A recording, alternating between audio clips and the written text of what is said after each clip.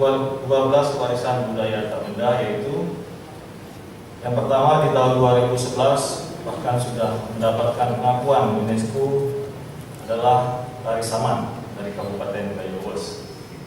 Kemudian di tahun 2017 Rencong dari Kabupaten Aceh Besar. Tahun 2014 Bidong dari Kabupaten Aceh Tengah, Karawang Gayo dari Kabupaten Aceh Tengah, Kopiah Heman dari Kabupaten Pidi, Paris Sedati dari Kabupaten Pidi, Rumau Aceh dari Kabupaten Aceh Besar.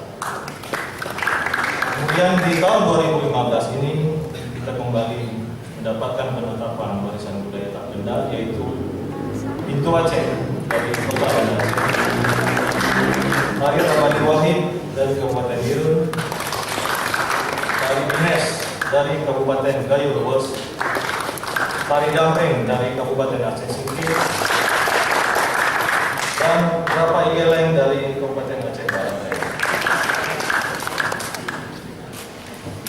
Selanjutnya kita saksikan juga penyerahan sertifikat untuk Bidong Gayo yang diterima langsung oleh Bupati Aceh Tengah.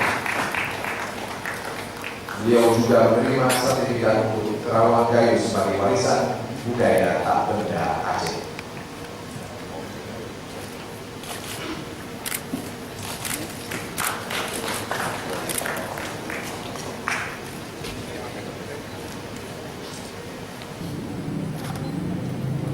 Semua warisan budaya ini, baik berupa benda atau tidak benda, perlu mendapat sertifikasi secara nasional sebagai konsekuensi dari keikutsertaan Indonesia menandatangani Konvensi Badan Pendidikan, Ilmu Pengetahuan dan Budaya Dunia UNESCO.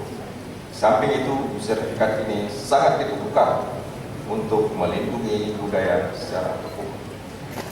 Dengan sertifikasi ini, maka sudah menjadi kewajiban kita untuk memelihara dan mengembangkan budaya itu agar tetap lestari.